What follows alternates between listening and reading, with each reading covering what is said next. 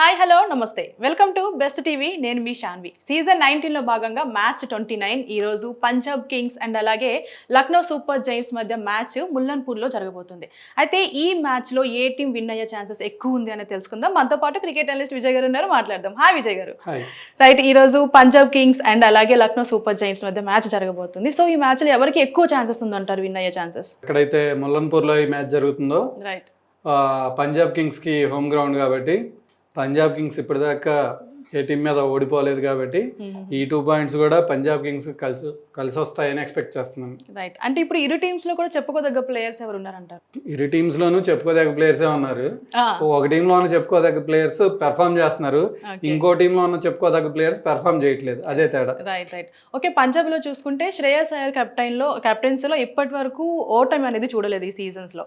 And అలాగే మన Lucknow super Giants captain విషయానికి వచ్చేసి మన రిషబ్ పంత్ గారు ఉన్నారు. సో ఆయన ఒక ఎక్స్ ఫ్యాక్టర్ కెప్టెన్ అని చెప్పొచ్చు. సో అంటే గేమ్ ఏ టైంలో కూడా మలుపు తిరగచ్చు అనే ఒక కాన్ఫిడెన్స్ ఉంది. సో ఒకవేళ నిజంగా అలాంటి ప్లాన్స్ మా రిషబ్ పంత్ వేస్తే ఆ ఓటమిని మీరు తట్టుకోగలరా? ఓటమి వచ్చినప్పుడు తట్టుకుంటాంలే, కానీ ముందు ఓటమి వచ్చేదాకా పరిస్థితి ఏముందనేది అది ఆలోచించాలి. యాక్చువల్గా మీరు పంజాబ్ టీం చూసినట్లయితే ప్రతి పొజిషన్లో కూడా ప్లేయర్స్ అందరూ కూడా చక్కగా ఫిట్ ఇన్ అయిపోయారు.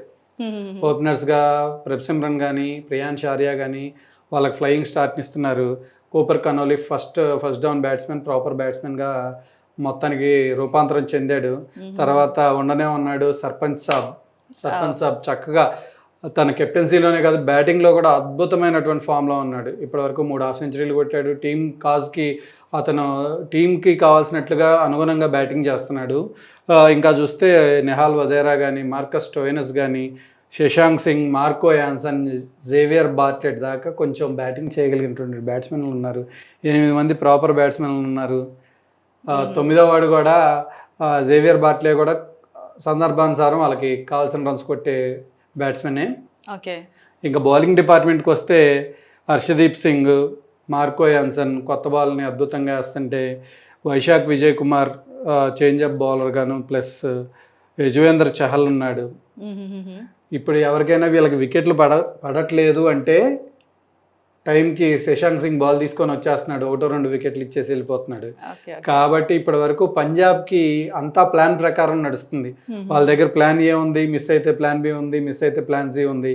ఈ 3 ప్లాన్ని కవర్ చేయగలిగితే ఎల్ఎస్జీ వాళ్ళు క్రాక్ చేయగలిగితే వాళ్ళకి విన్ వస్తుంది. రైట్, అంటే ఈ సీజనే కదా గత సీజన్స్లో కూడా చూసుకుంటే మొదట్లో పంజాబ్ కింగ్స్ ఒక మంచి హైప్తో వచ్చినా కూడా లాస్ట్కి వచ్చేసరికి కొంచెం స్కోర్ విషయంలో తడబడుతూ ఉంటుంది. సో అది ఇప్పుడు రిపీట్ అవ్వదు అనుకుంటారా? అలా ఏం లేదు. లాస్ట్ సీజన్ మొత్తం కూడా పంజాబ్ బాగానే పెర్ఫామ్ చేసింది, రన్నర్అప్గా నిలిచారు. అంతకుముందు సీజన్ శ్రేయస్ అయ్యర్ కేకేఆర్ కెప్టెన్గా ఉండి వాళ్ళకి కప్ ఇచ్చి వచ్చాడు. ఓకే, లాస్ట్ ఇయర్ ఫైనల్స్కి తీసుకొచ్చాడు. ఈసారి గ్యారంటీ కప్పు పంజాబ్దే అని నాకు అనిపిస్తుంది. ఓకే, రైట్, అంటే ముఖ్యంగా పంజాబ్ టీం గురించి చూసుకుంటే టాప్ ఆర్డర్ మీద ఎక్కువగా డిపెండ్ అవుతుంది అని చెప్పుకోవచ్చు. సో ఒకవేళ టాప్ ఆర్డర్ని వెంటనే మా లక్నో వాళ్ళు కొలాప్స్ చేస్తే మాత్రం మిడిల్ ఆర్డర్కి ప్రెజర్ ఎక్కువ అవుతుంది అనుకోవచ్చా? ఏం లేదు, మిడిల్ ఆర్డర్లో Shreyas Iyer, Nehal Wadhera, Marcus Stoinis, Marco Jansen, Shashank Singh ఎంతమంది ఉన్నారు. ఓకే, వాళ్ళందరికీ తగిన రన్స్ ఇంకా కొట్టడానికి అవకాశమే రాలేదు. ఓకే ఓకే, చూద్దాం. మీరు ఫస్ట్ వికెట్స్ తొందరగా తీసి మా మిడిల్ ఆర్డర్ని కూడా టెస్ట్ చేయాలని నేను కూడా కోరుకుంటున్నాను.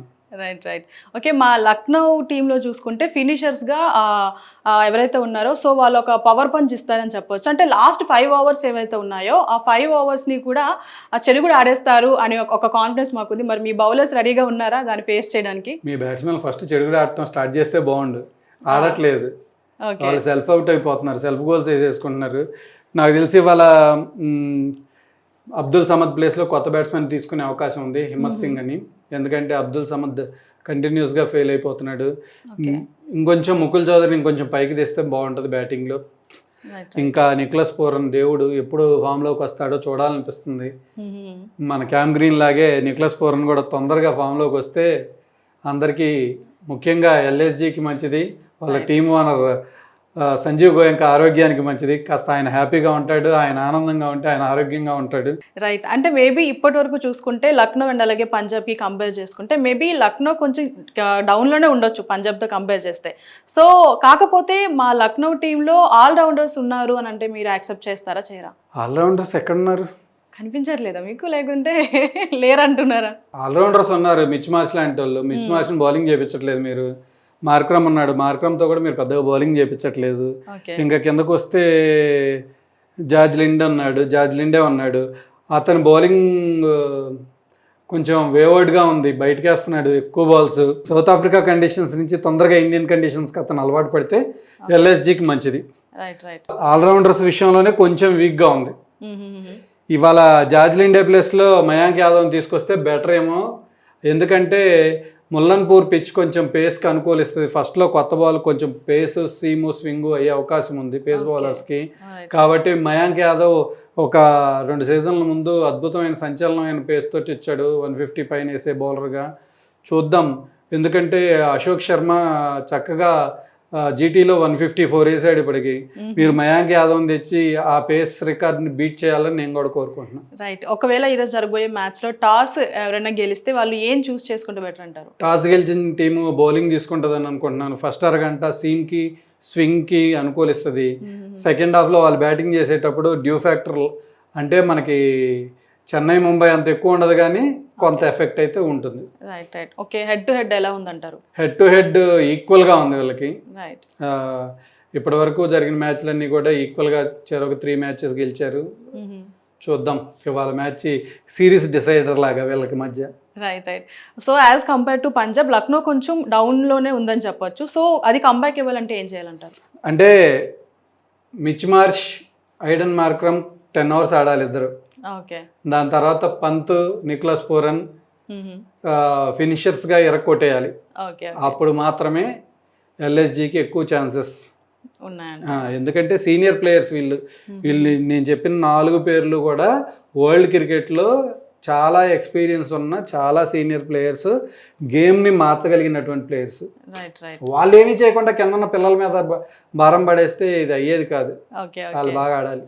రైట్. మొత్తానికైతే పంజాబ్ గెలుస్తుందని కాన్ఫిడెన్స్తో ఉన్నారు. కొంచెం ఓవర్ కాన్ఫిడెన్స్ అనిపిస్తలేదా? అంటే ఇప్పుడు ఆర్ఆర్ విషయంలో ఏం జరిగిందో ఇలాగ జరిగిద్దని మీరు అనుకోవద్దు.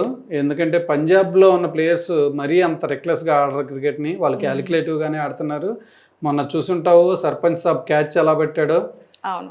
డగౌట్లో కూర్చున్నటువంటి హార్దిక్ పాండ్యా, రోహిత్ శర్మ షాక్ అయ్యే లాంటి క్యాచ్ తీసుకున్నాడు. అంటే ఏం పర్లేదులే, దాన్ని మనం ఎందుకు ట్రై చేయాలి, ఆల్రెడీ బయటికి వెళ్ళిపోతుంది బాల్ అని వదిలేయట్లేదు. నెవర్ గివ్ అప్ ఇదితోటి, యాటిట్యూడ్ తోటి శ్రేయాస్ అయ్యర్ ఎప్పుడూ కూడా ముందుకెళ్తాడు. టీమ్ ప్లేయర్స్ కూడా దాన్ని తీసుకొని చక్కగా ముందుకెళ్తున్నారు. ఈ సీజన్లో పంజాబ్ కింగ్స్ కప్ కోసం వెళ్ళాలని నేను కోరుకుంటున్నాను. ఓకే. రైట్. కప్పు కొట్టేస్తుందని నమ్మకం ఉంది. ఫస్ట్ అయితే ఈ మ్యాచ్లో ఏం జరుగుతుందో చూద్దాం. Right. Thank you so much sir.